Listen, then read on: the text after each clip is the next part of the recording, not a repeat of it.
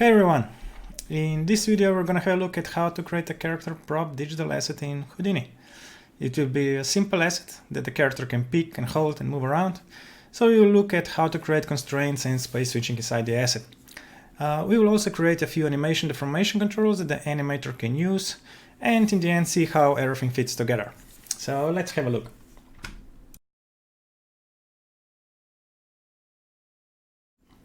So before we dive into controls and start setting up deformers, let's first see what we got here.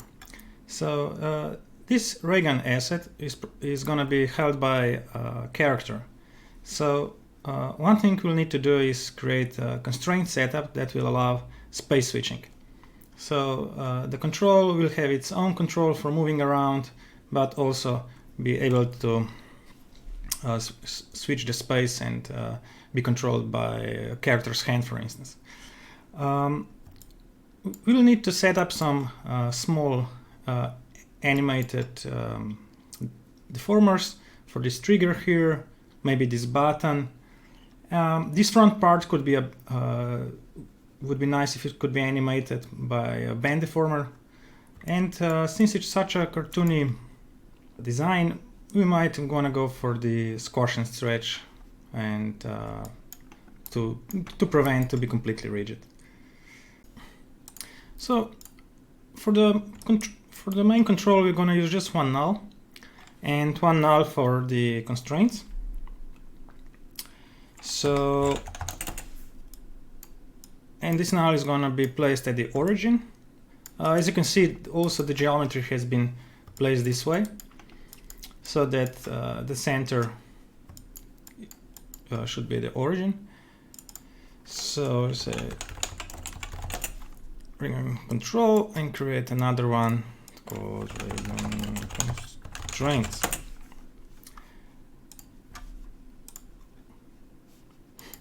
We're going to change the shape, something like a box. Okay.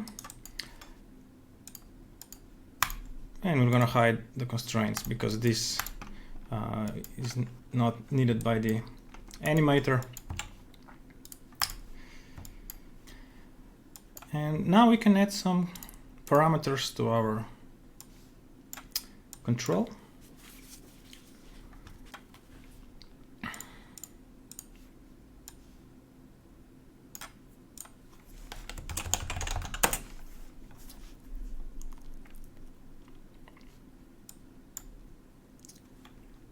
And the parameters we're gonna need is, let's see, so we're gonna use trigger,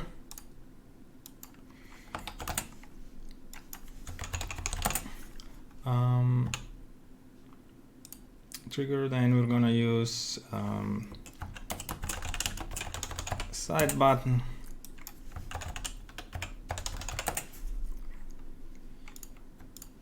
and all this should be auto-scoped.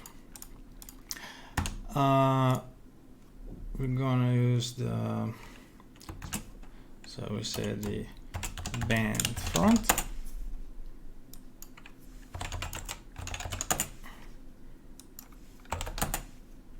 And this one should be -1 to 1, because this band front will probably just want to go up and down.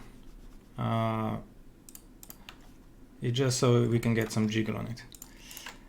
And we say squash and stretch.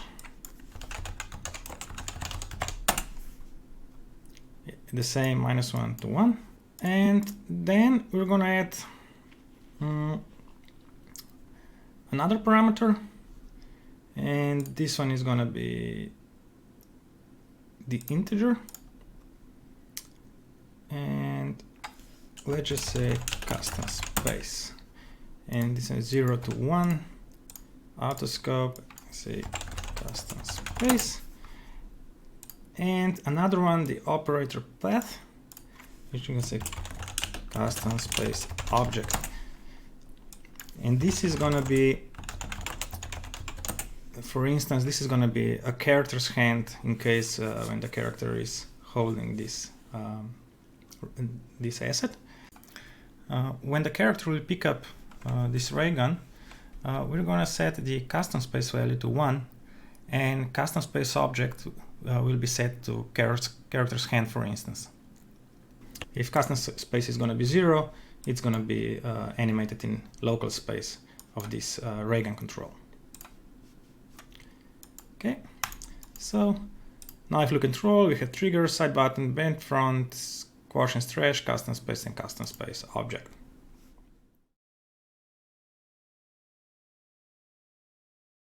So now that we set up the parameters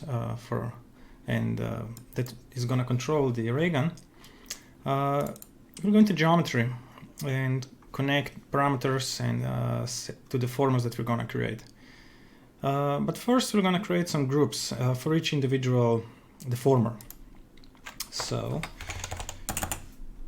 first I'm going to set a trigger group. It's going to be point, trigger, and the base group is going to be this trigger. And then I say the side button group, it's gonna be just this button. And for the bands, for the band front,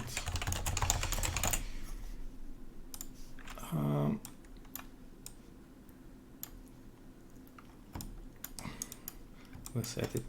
We'll select for now these points here, and then we'll see if we need to correct anything. So for now, this is fine. So now let's just name also these groups correctly. So this is side button, and this is band front. So here is our base setup. So we're going to say groups.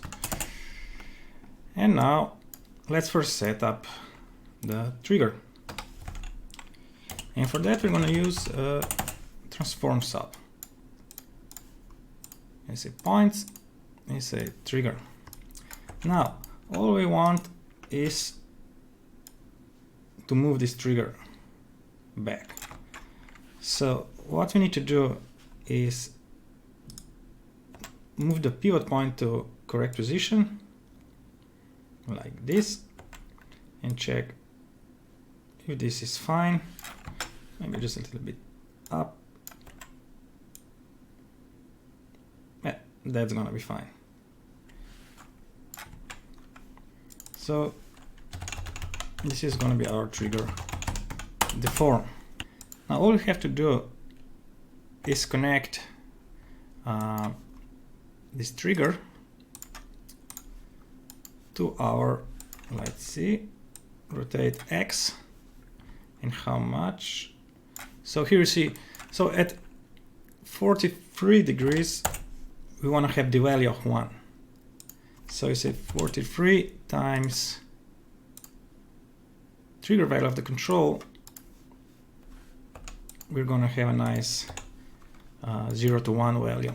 So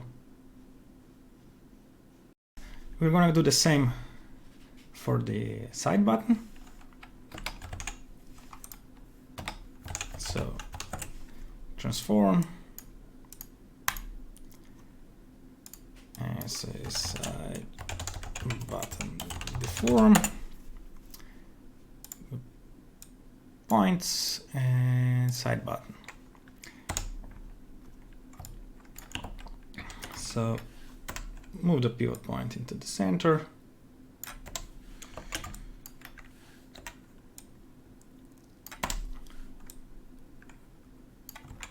And we're going to do a similar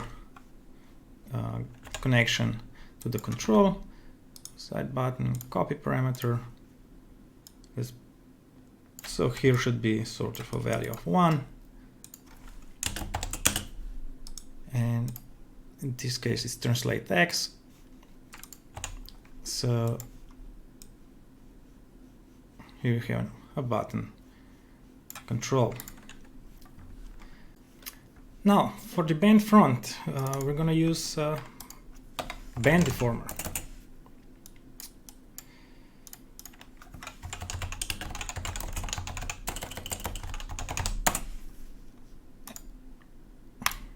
the group is band front, and let's see. So the direction we're using is okay, but the capture length is too long, so I just lower the capture length. So this is sort of fine, but we're gonna change the capture origin in the z-axis and just put it somewhere right here, so that you get a nice deformation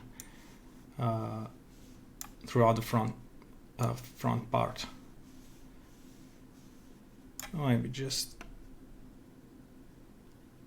something like this. Okay, that should be fine. Again, go to our control, copy the band front parameter, and let's say that one is at 90, so 90 times band front parameter from the control.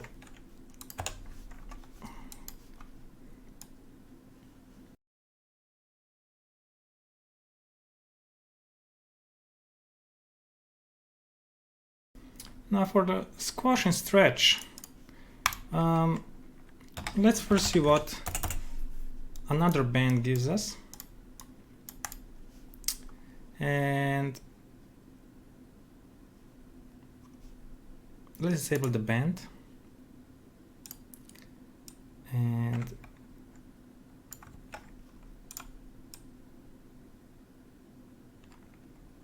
see what the length scale does. We're going to change the capture origin and put it to the back, so here, and so we could use something like this.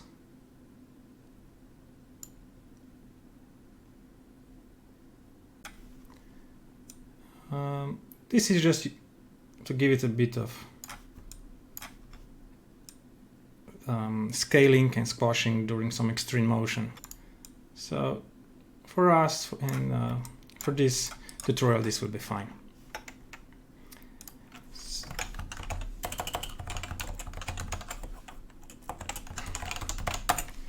Again, let's copy squash and stretch parameter, and in this case paste relative reference +1, +1 because by default it is the length scale should be 1, and we want the default as a parameter to be 0, so we have something like this.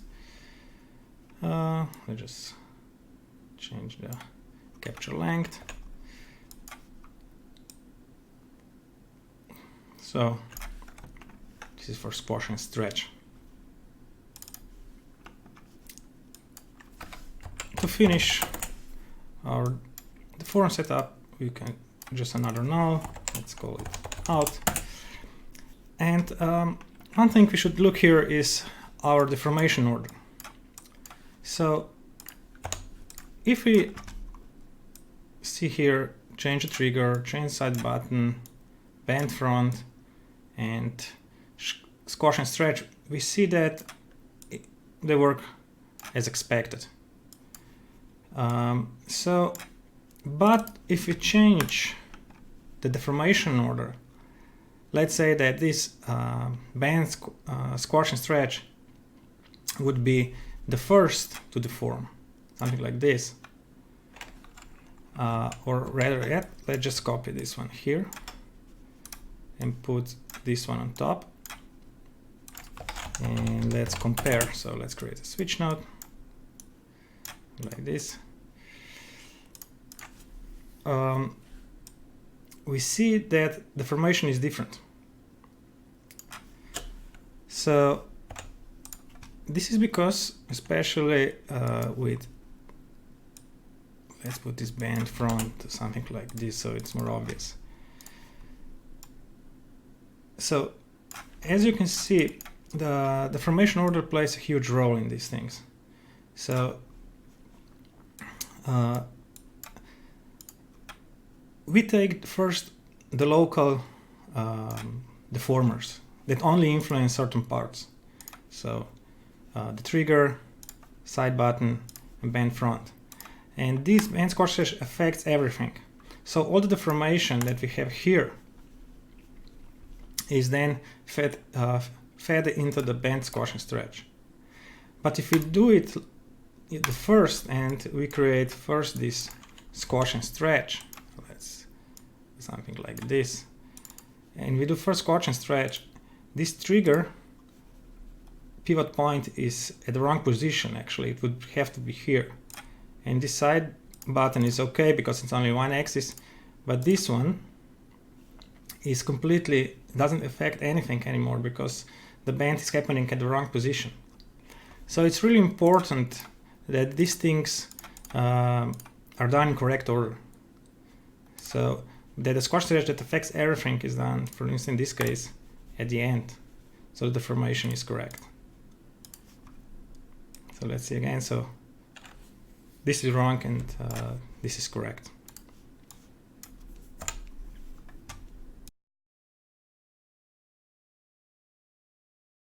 Okay, so now for let's just reset all these parameters. Now for the custom space, we're gonna use fetch node. Fetch. So what fetch does is that it copies the transformation from this fetch object. So fetch custom object, and we want to use the parent transform of the fetch object. And I'm going to say custom space object, copy this parameter and paste relative reference. And when we create an asset, we're going to promote this parameter to the digital asset.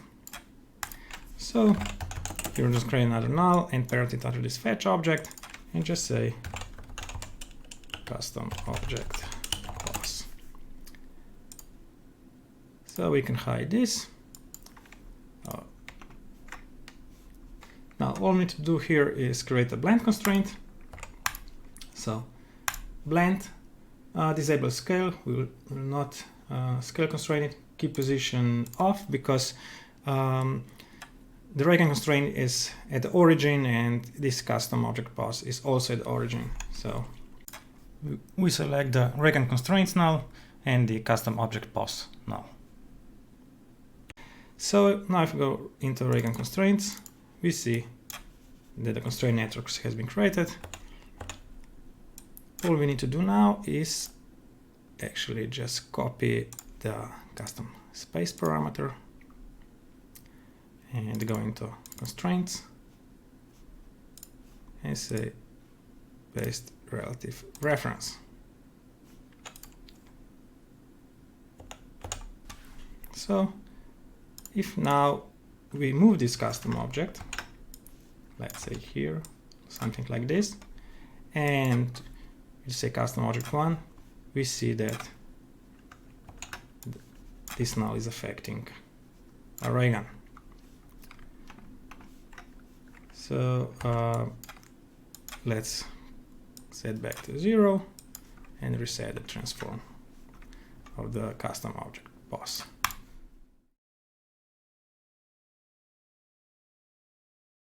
So now we can start creating our digital asset. We select all the controls known as geometry, materials, and this custom fetch custom object. We edit, collapse select into subnetwork, and name this Raygun rig. And now we're gonna just create a digital asset. Say Raygun rig version 1.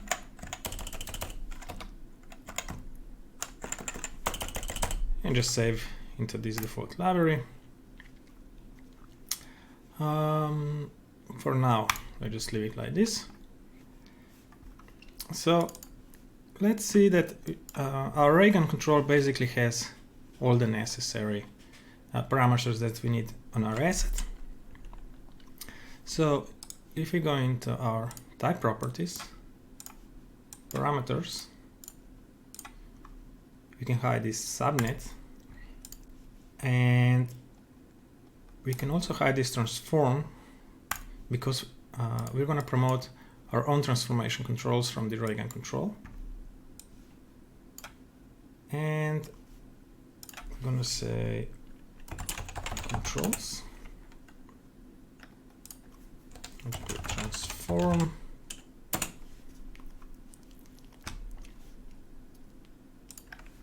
and what we want to promote here is translate and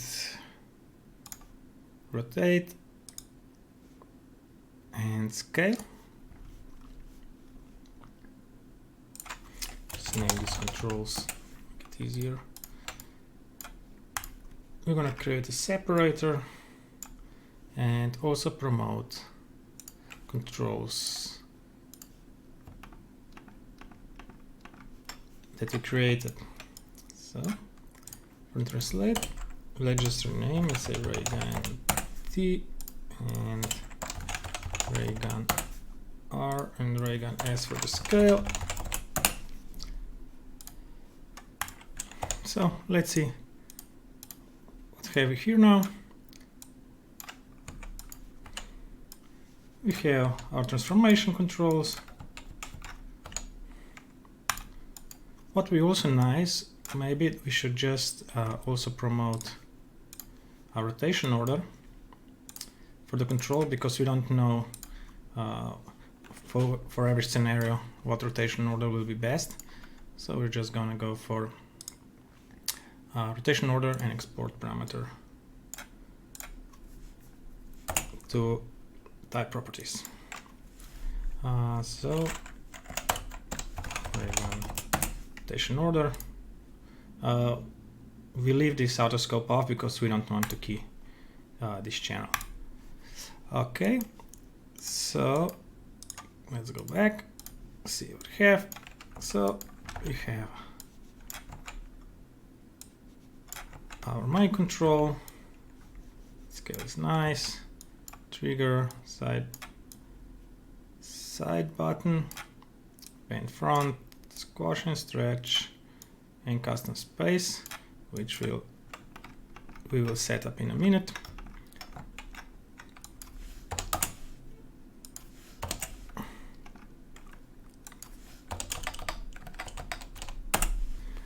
Now for the custom space, let us create a null and call it custom target, and let's move it somewhere like here and here, and just drag it into custom object space. So when we say set custom space to 1, it will switch into this custom target space. So say 1, now this target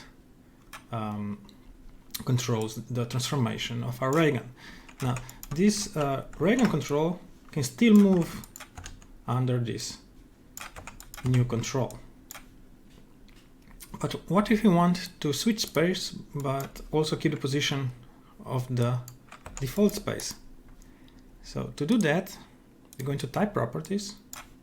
We're going to create a button that will say switch space. This will be a switch space button. And this button is going to call a function inside our HDMI module, and this function that we will create is going to be called switch space. And it's going to be a Python script, and all this script does is goes into our module and basically calls the switch space function. And this function we will create under scripts. I'm going to say Python module and say def switch space parameters, and so if we go into parameters and call switch space, for now it doesn't do anything, but we will change it right now.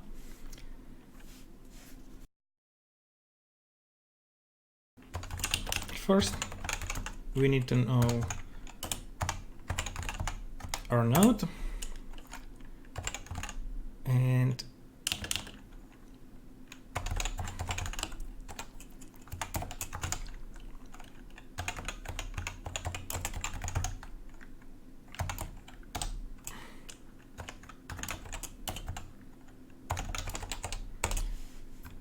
so we need to first retrieve our HDA, and then our node is our control. So first, and then we have to check what is the current space value. Parm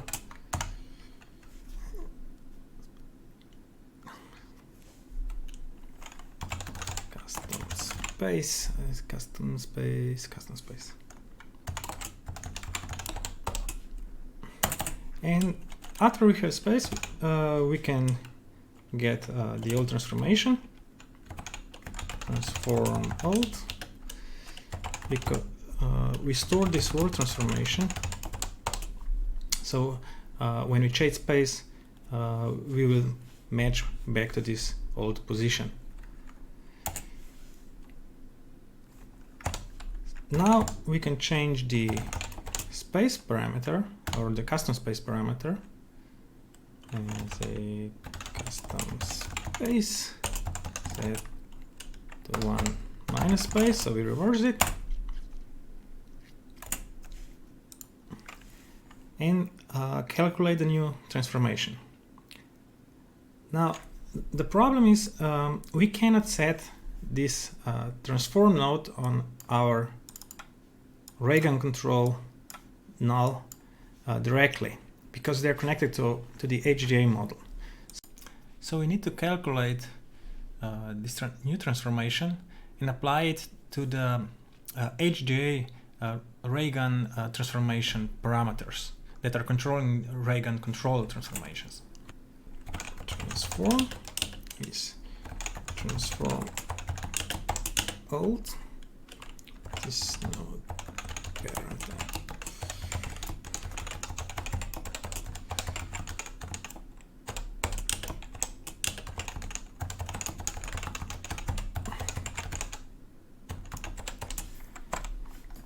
Here we are calculating the new transformation matrix. We won't go into matrix transformations into detail here, but basically we are just calculating the new matrix, which will allow us to extract the transform and rotate values that we'll need later. One thing we should do is also get into account our rotation order. So I'm just do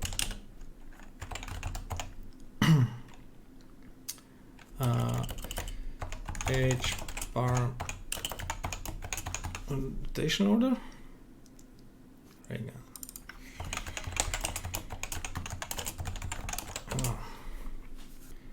And we should also do a rotation order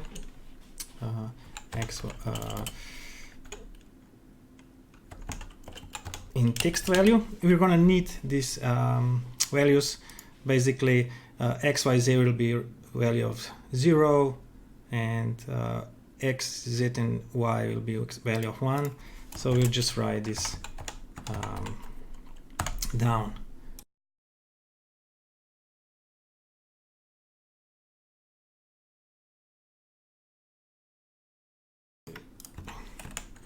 In y and do y.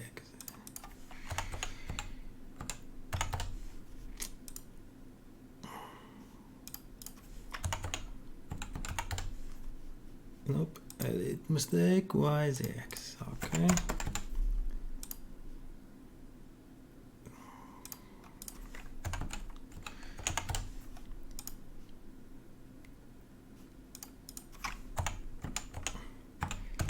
So So now explode matrix. We need to explode our transformation matrix, and this is done by using transform explode and using rotate order is our rotate order text from index rotate order, and this gives us the actual transformation rotation values that we can apply to our ray gun and ray gun translate and ray gun rotate. So if you do hd ray gun t and set and do explode translate and do the same for rotation, ray gun r set explode rotate. Let's see what we get. So accept and see. What's that? Oh, functional has no attribute inverted. So let's see where is the mistake.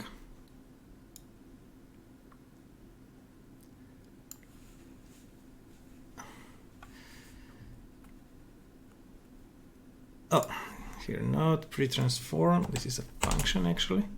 So let's see now. Globe name explode is not defined, and there's okay. Let's see this. Explode matrix transform explode matrix. Let's see now. Power multiplier.